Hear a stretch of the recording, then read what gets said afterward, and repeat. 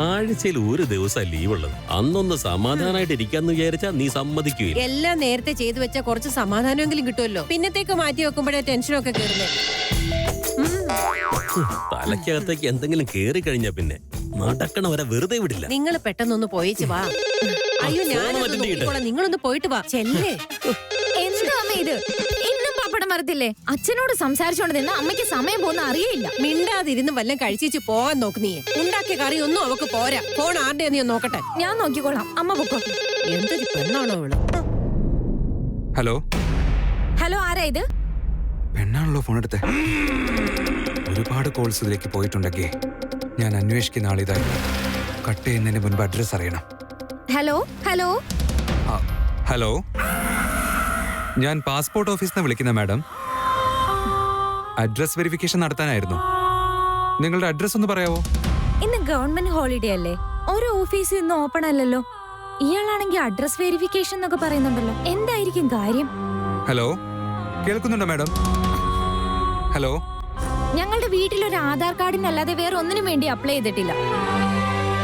Passport അത്രേ, passport. April full ആക്കാൻ നോക്കുവാണോ? വെച്ചിട്ട് പോടാ. അമൂലിയെ പോലെ ഏതോ വായാടിയെന്ന് തോന്നേ. എന്തായാലും സാരമില്ല, ആദ്യം അഡ്രസ് അറിയണം. ഹലോ ഹലോ ഹലോ, മാഡത്തിന്റെ അച്ഛനായിരിക്കും അപ്ലൈ ചെയ്തത്. അഡ്രസ് വെരിഫിക്കേഷൻ നടത്തിയില്ലെങ്കിൽ പാസ്പോർട്ട് കിട്ടില്ല കേട്ടോ. പിന്നീട് ഇൻഫോം ചെയ്തില്ല എന്ന് പറഞ്ഞ് ഞങ്ങൾ കംപ്ലൈന്റ് ചെയ്യരുത്. എന്നോടാണോ നിന്റെ കളി? ആരെങ്കിലും എഫ്എമ്മിന്ന് പറ്റിക്കാൻ വേണ്ടി വിളിച്ചതായിരിക്കും. എനിക്ക് ശമാനൊന്നും പറ്റില്ല. നിന്നെ കാണിച്ചു തരാം. കളി കണ്ടോ മോനെ? ഓ, അങ്ങനെയാണോ?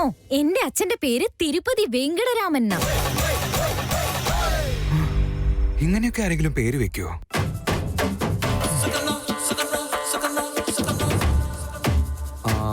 അദ്ദേഹം തന്ന ഇൻഫർമേഷൻ ഒന്ന് ക്രോസ് ചെക്ക് ചെയ്യണം. നിങ്ങളുടെ വീട്ടിൽ എത്ര പേരുണ്ട്? നിങ്ങളുടെ അച്ഛൻ എത്ര മക്കളാ? ഇവന് ജാതകം മുഴുവൻ അറിയണം തോന്നല്ലോ. ശരിയാക്കി കൊടുക്കണവനെ. എന്റെ അച്ഛന് 10 പെൺമക്കളാ ഉള്ളത്. എനിക്ക് 5 ചേച്ചിമാരും 4 അനിയത്തിമാരും ഉണ്ട്. അർജന്റായിട്ട് ഒരു ഗുളിക വാങ്ങണമെങ്കിൽ പോലും ഒരു ആൺകുട്ടി ഞങ്ങളുടെ വീട്ടിലേ ഇല്ല.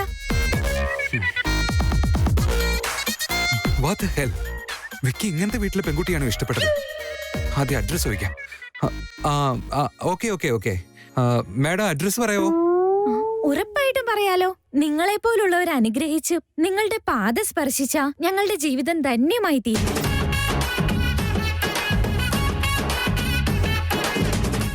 അഡ്രസ് എഴുതിയെടുത്തു. നിങ്ങൾക്ക് ഹരിചന്ദ്രഘാട്ട് അറിയായിരിക്കുമല്ലോ. മാർക്കറ്റ് റോഡിലൂടെ വന്ന് നേരെ ഡെഡ് എൻഡിൽ എത്തുമ്പോ അവിടെ ഒരു പച്ച ബോർഡ് കാണാം. അവിടുന്ന് വീണ്ടും ഇടത്തോട്ട് തിരിഞ്ഞ വീണ്ടും ഡെഡ് എൻഡ്. മുന്നോട്ടൊന്നും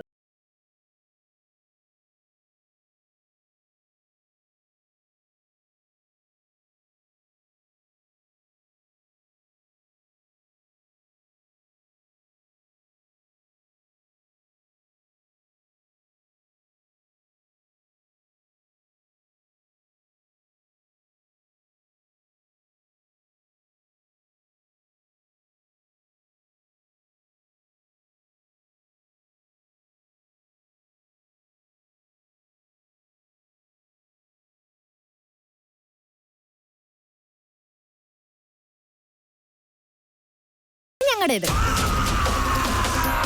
നിങ്ങൾ പെട്ടെന്ന് വന്ന കഴിക്കാൻ എവിടെയും കിട്ടാത്ത ഇഡ്ഡലി സാമ്പാർ ഇവിടെ റെഡിയാണ്. എന്തൊരു ടേസ്റ്റ് ആണെന്നോ. പറഞ്ഞു കളിയൊക്ക. ഇത്രയേ ഉള്ളോ നിങ്ങളുടെ വീടിന്റെ അഡ്രസ്? വേണമെങ്കിൽ കുറച്ചുകൂടെ ഡീറ്റെയിൽ ആയിട്ട് വിത്ത് ലാൻഡ്മാർക്ക് സഹിതം പറഞ്ഞുതരാം. അത് മതിയോ? മതി മാഡം മതി. ഞാൻ ഇപ്പൊ തന്നെ നിങ്ങളുടെ വീട് കണ്ട പോലെ. Thank you. പിന്നല്ലാതെ ഞാനെന്താ വെറുതെ ആണെന്ന് ഓർത്തോ? ശരി, ഇനി പറ, എനിക്കുള്ള സമ്മാനം എപ്പോഴാ തരുന്നേ? ഫോൺ വെച്ചിട്ട് കൂടി. ഹലോ ഹലോ ഹലോ, പ്രാങ്ക് ആണ് പോലും. എന്നെ പ്രാങ്ക് ചെയ്യാൻ തുടങ്ങിയിട്ടല്ലേ? ഞാൻ പണ്ടേ കില്ലാടിയാ. ഇപ്പോഴത്തെ കാര്യം പറയണോ? എന്നോട് അവന്റെ ഒരു കളി. Price വേണത്ര price. ബോസ്, ഇതാരാ ബോസെ? 3 പേജ് മുഴുവൻ അഡ്രസ് എഴുതി കൈ വേദനിച്ചിട്ട് വയ്യ. അയ്യോ, നിന്റെ തല. എനിക്ക് എപ്പോഴും ഇങ്ങനത്തെ ഒരു വള്ളി കേസുകൾ കിട്ടുക. അവരൊന്നും ഒരു പണിയില്ലാതിരിക്കുക. ഞാൻ എന്റെ ടൈം വെറുതെ വേസ്റ്റ് ചെയ്യുന്നേ. നിനക്കൊന്നും അത് അറിയണ്ടല്ലോ.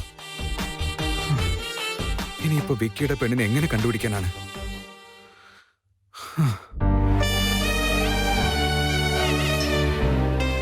ചേച്ചി, നീ ഇങ്ങനെ ആലോചിച്ചു വിചാരിച്ചോണ്ടിരുന്ന ശരിയാവോ? ഉറപ്പായിട്ടും വീട്ടിൽ എല്ലാവർക്കും സംശയം തോന്നും നിന്റെ കാര്യത്തില്. ഇന്നലെ രാത്രിയിൽ നമ്മൾ സംസാരിക്കുന്ന കണ്ടിട്ട് അമ്മൂന് സംശയം തോന്നിയില്ലേ? നീ നോർമലായിട്ട് നടക്കുന്ന പോലെ നടക്ക്. നീ നോർമലായിട്ട് നടന്നേ പറ്റൂ. വിക്കിയുടെ അവസ്ഥ ഇപ്പൊ എങ്ങനെയുണ്ടെന്ന് എനിക്ക് ഒട്ടും മനസ്സിലാവുന്നില്ലല്ലോ. അദ്ദേഹം ഞാൻ കാരണം ആത്മഹത്യക്ക് ശ്രമിച്ചു. എന്നിട്ടും ഞാൻ കാരണം ഇങ്ങനെ മരണത്തിനും ജീവിതത്തിനിടയിൽ പോരാടുമ്പോ ഞാൻ ഇങ്ങനെ നോർമൽ ആവുക. അതിനിപ്പോ എന്താ ചെയ്യാൻ പറ്റുന്നേ? ഞാൻ പോയി നോക്കിട്ട് വരാൻ പറ്റുമോ? അത് പറ്റില്ലല്ലോ. നമുക്ക് പോവാ അതിഥി. എന്താ ചേച്ചി പറയുന്നേ? നമ്മള് രണ്ടും ആശുപത്രി പോവാന്ന് വെച്ചാ നമ്മള് വീട്ടിൽ എന്ത് പറഞ്ഞിട്ട് പോവും? അത് മാത്രമല്ല, അവരുടെ വീട്ടിൽ ആരെങ്കിലും കണ്ട പിന്നെ പറയും വേണ്ട. അങ്ങനെ പറയല്ല അതിഥി. എന്തെങ്കിലും ചെയ്തിട്ട് നമുക്ക് അങ്ങോട്ടേക്ക് പോയേ പറ്റൂ. വിക്കി ഒരു തവണ കണ്ടില്ലെങ്കിൽ പിന്നെ എന്റെ മനസ്സിൽ സമാധാനം കിട്ടില്ല. ഒരേ ഒരു തവണ വിക്കിക്ക് എങ്ങനെയുണ്ടെന്ന് അറിഞ്ഞിട്ട് ഞാൻ പെട്ടെന്ന് തിരിച്ചു വന്നോളാം. ഒരു തവണ വിക്കി ഒന്ന് കണ്ടില്ലെങ്കിൽ പിന്നെ എനിക്ക് ഉണ്ണാനോ ഉറങ്ങാനോ ഒന്നിനും പറ്റില്ല.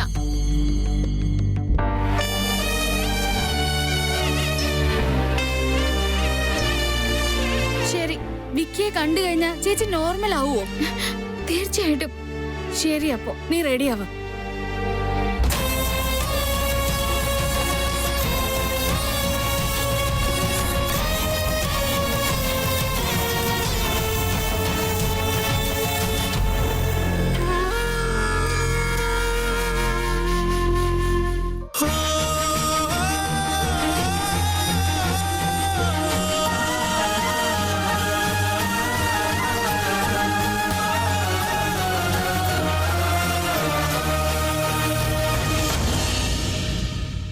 നീയൊന്നും പറഞ്ഞില്ലെങ്കിലും സാരമില്ല വിക്രാന്ത്.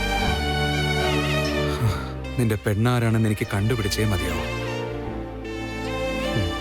അതിനെന്റെ ഇൻഫ്ലുവൻസ് ഉപയോഗിക്കണമെങ്കിൽ അതും ഞാൻ ചെയ്യും. I will do it.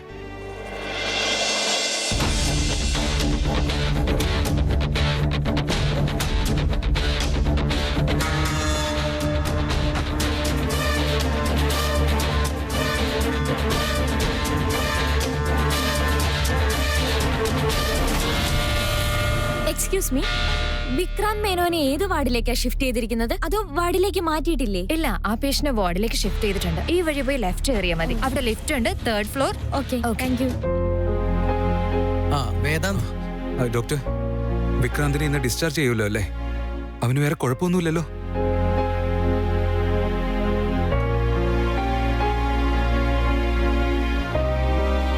Okay doctor, thank U.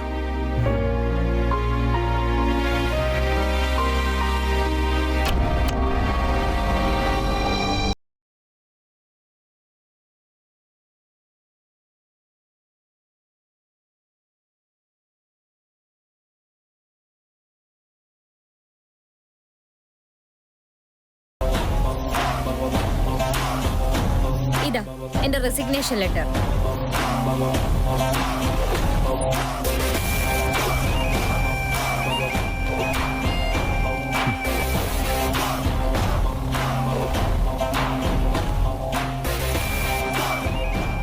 ഒരാഴ്ചക്കൊക്കെ resignation തരുമെന്നാ ഞാൻ വിചാരിച്ചു. എന്നാ എനിക്കത് 3 ദിവസത്തിനുള്ളിൽ കിട്ടി. അപ്പോ എന്റെ കമ്പനിക്ക് 4 days ലാഭം കിട്ടി. ഇതിനെയാണ് പ്രോഫിറ്റ് എന്ന് പറയുന്നത്. ഈ വേദാന്ത് മേനോൻ പറഞ്ഞതാ. നമ്മൾ ജോലിക്ക് കയറുന്ന സ്ഥലത്ത് ബോസ് ആയിട്ടുള്ള ആളും മനുഷ്യനെ അല്ലെന്നുള്ള കാര്യം അറിയുമ്പോ ക്യാഷ് കിട്ടാൻ വേണ്ടി മാത്രം നിൽക്കാൻ പറ്റില്ലെന്ന് പറഞ്ഞതാ. ഏയ്,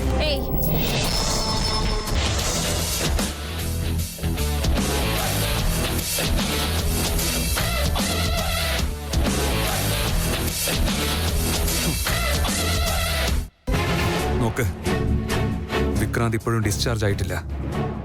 ഈ സമയത്ത് നിന്റെ കൂടെ വഴക്കിടാൻ എനിക്ക് തീരെ ഇൻട്രസ്റ്റ് ഇല്ല. റെസിഗ്നേഷൻ തരാൻ വന്നതല്ലേ, തന്നിട്ട് വേഗം പോ. ഇതുവരെ ഞാൻ പറഞ്ഞു കഴിഞ്ഞില്ല. ഓ, ഹോസ്പിറ്റലിൽ വഴക്കുണ്ടാക്കാൻ പാടില്ലെന്ന് ഇന്നലെ നിനക്ക് അവിടെ വെച്ച് തോന്നിയില്ലേ? എന്തിനാ നിന്റെ തീരുമാനങ്ങൾ മാത്രം നടക്കണമെന്ന് എക്സ്പെക്ട് ചെയ്യുന്നേ? Can you just shut up? ചുമ്മാ വളവളാന്ന് എന്നോട് സംസാരിക്കാൻ വരണ്ട. Damn it. നീ പറയുന്ന നോൺസെൻസ് കേൾക്കാൻ എനിക്ക് സമയമില്ല. ഇന്നലെ നീയല്ലേ സംസാരിച്ചത്? ഇനി കുറച്ചു നേരം ഞാൻ സംസാരിക്കും. ഇപ്പൊ നീ അത് കേൾക്കണം. എന്റെയും നിന്റെയും നടുവിൽ നടന്ന ചലഞ്ചില് ഞാൻ തന്നെയാണ് തോറ്റത്. അതാണ് സത്യവും. അത് ഞാൻ അംഗീകരിക്കുന്നു. എന്നാൽ ലൈഫ് എന്ന ചലഞ്ചിൽ തോറ്റത് ഞാനല്ല, നീയാണ്. പെണ്ണിന്റെ നിഴല് കാണാനേ പാടില്ലെന്ന് നീ പറയുമായിരുന്നല്ലോ. എന്നാ നിന്റെ വീട്ടിൽ കൺമുന്നിൽ എന്താ ഉണ്ടായത്? നിന്റെ ഫിലോസഫി അറിഞ്ഞിട്ടും നിന്റെ അനിയൻ ഒരു പെണ്ണിനെ ഇഷ്ടപ്പെട്ടു. എന്നാൽ അതിൽ തോറ്റിട്ട് സൂയിസൈഡ് അറ്റംപ്റ്റ് ചെയ്തു. ഇതിന് കാരണം ഒരിക്കലും വിക്കി സ്നേഹിച്ച പെണ്ണായിരിക്കില്ല. അതിന് കാരണം നീയാണെന്ന് ആദ്യം മനസ്സിലാക്ക്. ഏയ് ചുമ്മാ നിനക്ക് തോന്നിയത് പറയല്ലേ. നീ അങ്ങനെ കൺഫർമേഷൻ ഇല്ലാതെ ഒരു കാര്യവും ചെയ്യാറില്ലല്ലോ. അതുപോലെയാ ഞാനും. ഉറപ്പില്ലാതെ ഒരു കാര്യവും സംസാരിക്കാറില്ല. നീയാണെങ്കിൽ ഇങ്ങനെയൊക്കെ. പിന്നെ നിന്റെ അമ്മയുടെ തലയിലാണെങ്കിൽ ക്യാഷും സ്റ്റാറ്റസും ഭംഗിയും മാത്രം ഉള്ളത്. യന്ത്രങ്ങളെ പോലെ ഒരു വികാരവും ഇല്ലാതെ ജീവിക്കുന്ന നിങ്ങളുടെയൊക്കെ ഇടയിൽ വിക്കിയെ പോലെ ഒരാളുടെ ഇഷ്ടമൊക്കെ എങ്ങനെ നടക്കാനാ? നിങ്ങൾ ശരിയായിരുന്നെങ്കിൽ കഷ്ടം, നഷ്ടം, സുഖം, വാത്സല്യം ഇതൊക്കെ നിങ്ങൾക്ക് കിട്ടിയിരുന്നെങ്കിൽ, നിങ്ങളുടെ വീട്ടിലുണ്ടായിരുന്നെങ്കിൽ, സൂയിസൈഡ് ചെയ്യുന്നതിന് പകരം ഞാൻ ഇങ്ങനെ ഒരാളെ സ്നേഹിക്കുന്നുണ്ട്, എന്നെ ഒന്ന് സഹായിക്കണം എന്ന് വിക്കി നേരിട്ട് വന്ന് നിങ്ങളോട് പറയുമായിരുന്നു. സ്വന്തം ആൾക്കാർ പോലും സഹായിക്കാൻ വരില്ലെന്ന് ഉറപ്പായതുകൊണ്ടാ വിക്കി ഇങ്ങനെ സൂയിസൈഡ് അറ്റംപ്റ്റ് ഒക്കെ നടത്തിയത്. I don't blame him. എന്താന്ന് വെച്ചാൽ ഇതിൽ തെറ്റിയത് നീ നിന്റെ അമ്മയും മാത്രം.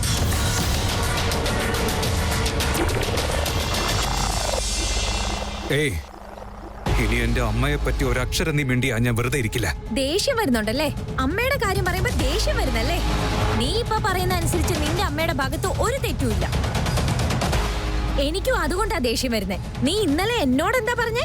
എന്നെ പോലെ ഒരു പെണ്ണ് കാരണം വിക്രാന്തിന് ഇങ്ങനെയൊക്കെ സംഭവിച്ചതെന്ന് അല്ലേ? ഞാനൊരിക്കലും അങ്ങനെ ചെയ്തിട്ടുമില്ല, ഇനി ചെയ്യാനും പോകുന്നില്ല. ഒരു തെറ്റും ചെയ്യാതെ നിന്നെ പോലെ ഒരാൾ വിഷമിക്കുന്നത് കണ്ട് സമാധാനിപ്പിക്കാനാ, അതിനു വേണ്ടിയാ. അതുകൊണ്ടാ ഞാൻ അങ്ങോട്ട് വന്നത്.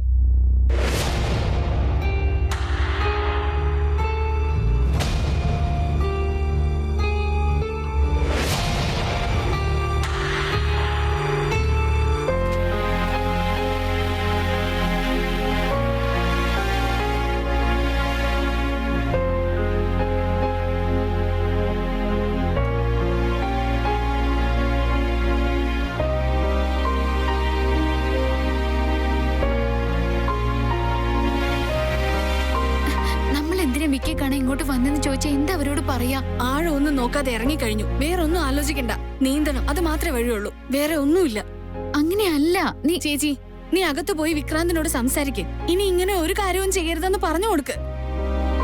കൂട്ടത്തിൽ കുറച്ച് ധൈര്യവും കൊടുക്ക്. ഞാൻ ഇവിടെ നിന്ന് നമുക്ക് പരിചയമുള്ള ആരെങ്കിലും വരുന്നുണ്ടോന്ന് നോക്കിക്കോളാം. ആരെങ്കിലും വന്നാ ഞാൻ എത്രയും വേഗം നിനക്ക് സിഗ്നൽ തരാം. മനസ്സിലായോ? എനിക്ക് നന്നായിട്ട് പേടിയാവുന്നുണ്ട്. ഇവിടുന്ന് ആരെങ്കിലും കണ്ടിട്ട് നമ്മളെ വീട്ടിൽ പറഞ്ഞാലോ?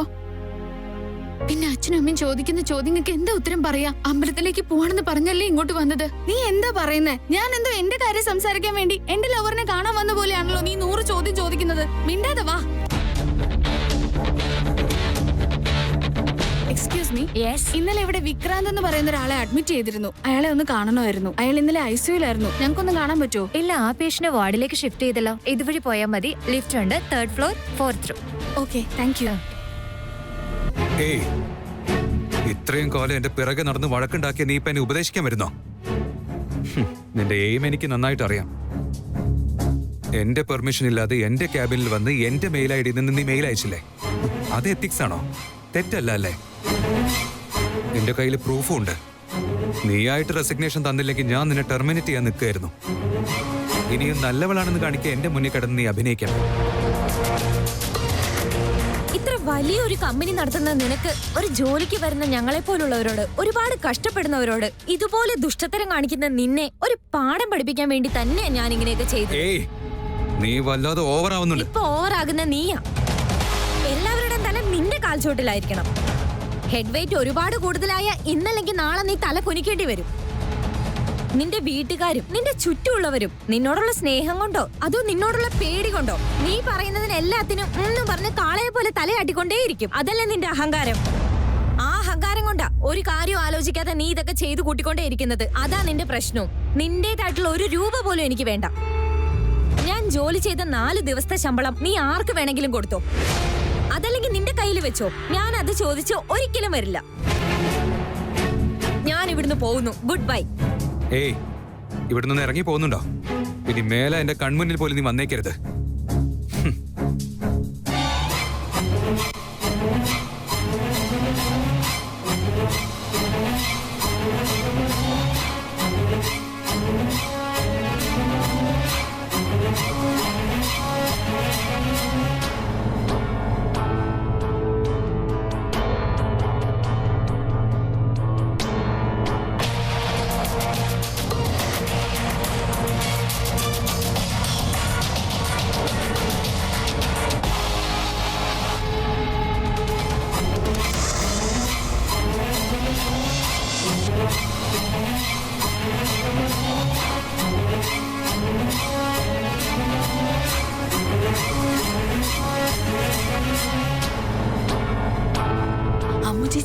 അറിഞ്ഞിരുന്നെങ്കിൽ ഇത് വലിയ പ്രശ്നമായേനെ.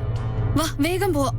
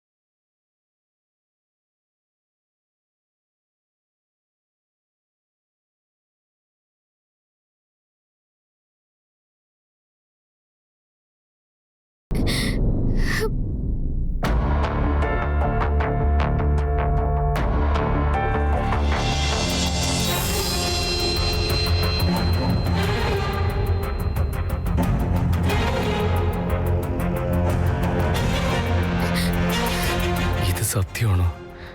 നീ എന്നെ കാണാൻ വന്നല്ലേ? സത്യത്തിൽ എനിക്ക് വിശ്വസിക്കാനേ പറ്റുന്നില്ല. എന്നെ കാണാൻ നിങ്ങൾ വന്നെന്ന്. ഇങ്ങനൊരു സിറ്റുവേഷൻ വരുമെന്ന് അറിയണമെങ്കിൽ ഞാൻ ഈ സംഭവം എന്നേ ചെയ്തേനടോ.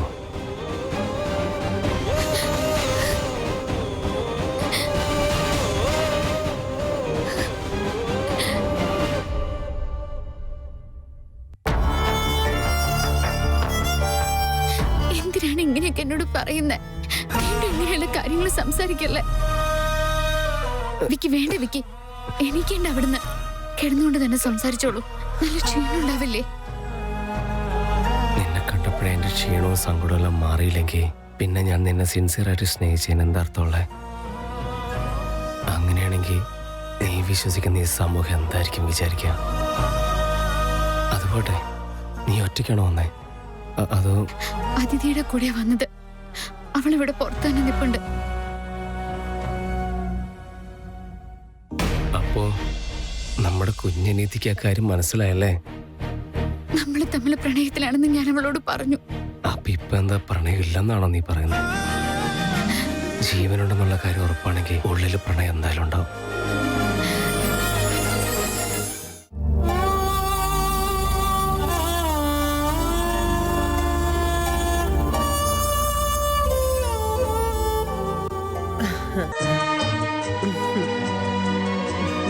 അമ്മോ, ആകെ ക്ഷീണിച്ചു പോയല്ലോ. എങ്ങനെയാ വന്നേ? ഇരിക്കുന്നേ, ഞാൻ കുടിക്കാൻ എന്തെങ്കിലും എടുത്തോണ്ട് വരാം.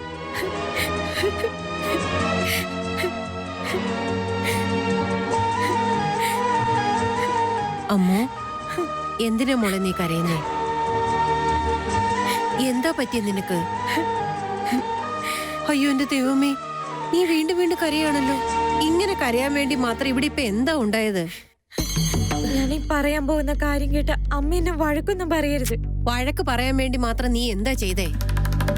അമ്മേ, ഞാൻ ആ ജോലി റിസൈൻ ചെയ്തു.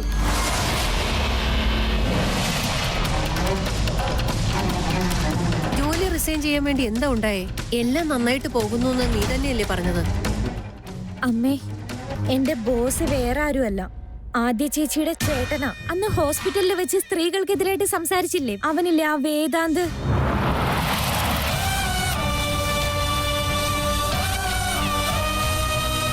ഞാൻ ഈ ജോലി റിസൈൻ ചെയ്ത് വന്നു എന്നോർത്ത് എന്നോട് ദേഷ്യമൊന്നും തോന്നല്ലേ അമ്മയ്ക്ക്?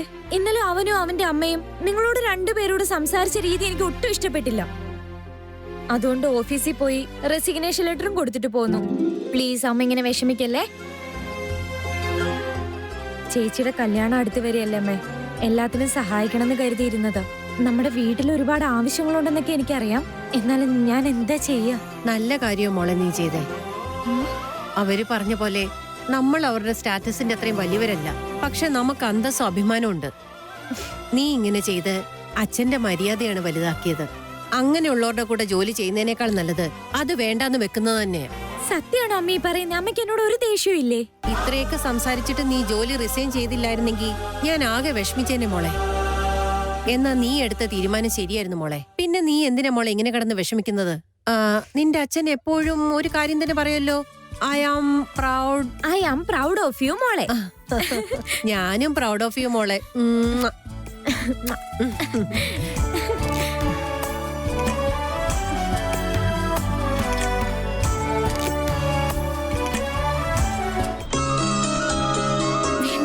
ചെയ്യല്ലേ വിക്കി. ഞാൻ കാരണം നിങ്ങൾ ഇങ്ങനെ വിഷമിക്കുന്നത് എനിക്ക് കാണാൻ വയ്യ. എന്റെയും ഗൗതമിന്റെയും എൻഗേജ്മെന്റ് കഴിഞ്ഞു. ഇനി നമ്മൾ തമ്മിൽ പ്രണയിക്കുന്നു എന്ന് പറയുന്നതിന് യാതൊരു അർത്ഥവുമില്ല. മറ്റൊരു കള്ളം. ഈ ഒരു സമയത്തും കള്ളം പറയണമല്ലേ? അച്ഛനമ്മയ്ക്കൊരു നല്ല മോളായിട്ടും എല്ലാത്തിനും പേടിക്കുന്നൊരു കുട്ടിയായിട്ടും എന്നെ കാണാൻ ഈ റേഞ്ചിൽ ഇത്ര വലിയ റിസ്ക് എടുത്തിട്ട് ഇവിടം വരെ നീ എത്തിയിട്ടും നീ എന്തൊക്കെ പറഞ്ഞാലും എനിക്ക് അറിഞ്ഞൂടെ നിനക്ക് എന്നെ ഇഷ്ടമാണെന്ന്. വിക്കി ഒന്നും മിണ്ടാതിരിക്കും പ്ലീസ്. ഞാൻ കാരണം നിനക്കൊന്നും സംഭവിക്കാൻ പാടില്ല. വീണ്ടും എന്തെങ്കിലും ഇങ്ങനെയൊക്കെ സംഭവിക്കുമെന്ന് പേടിച്ചിട്ട് ഞാനിപ്പോ ഇങ്ങോട്ടേക്ക് വന്നത് തന്നെ. നിങ്ങളെ സ്നേഹിച്ച പെണ്ണിനെ തന്നെ നിങ്ങൾക്ക് കിട്ടും. ദയവ് ചെയ്ത് എന്നെ മറന്നേ.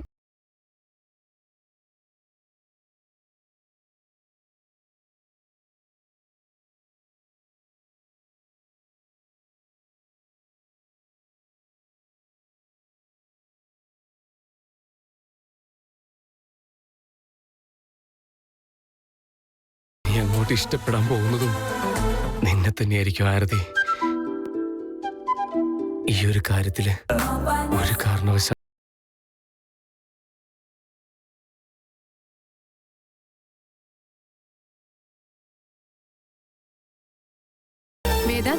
വിക്കി പേടിക്കോ ഒന്നുമില്ല അമ്മേ. അവനിപ്പോ നോർമലാണ്.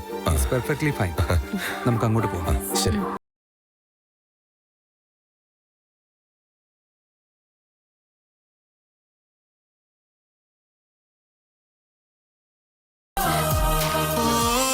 വിക്കി ദയവ് ഇത് എന്നെ ഒന്ന് പോവാൻ അനുവദിക്കൂ. പ്ലീസ് ആരതി, ഇപ്പൊ പോകല്ലേ. വാശി കാണിക്കാതെ വിക്കി പ്ലീസ്. നീ ഇപ്പൊ എന്നെ വിട്ടിട്ട് പോയാൽ ഞാൻ പിന്നെയും മരിക്കാൻ ശ്രമിക്കും ആരതി.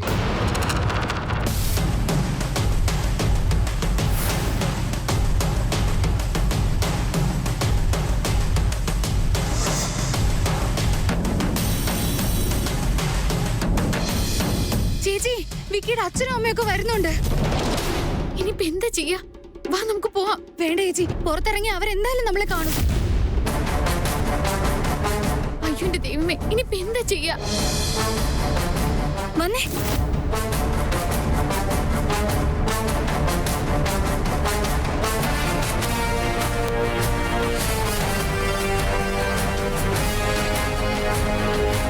വിക്കി ഇപ്പൊ എങ്ങനെയുണ്ട് മോനെ? വിക്കി, ഞാൻ നിന്നോടൊരു കാര്യം ചോദിക്കട്ടെ? നീ സ്നേഹിക്കുന്ന പെണ്ണ് ആരാണെന്ന് പറയാമോ? അവളിപ്പോ എവിടെയുണ്ട്? അവളുടെ വീടെങ്കിലും എവിടെയാണെന്ന് പറ.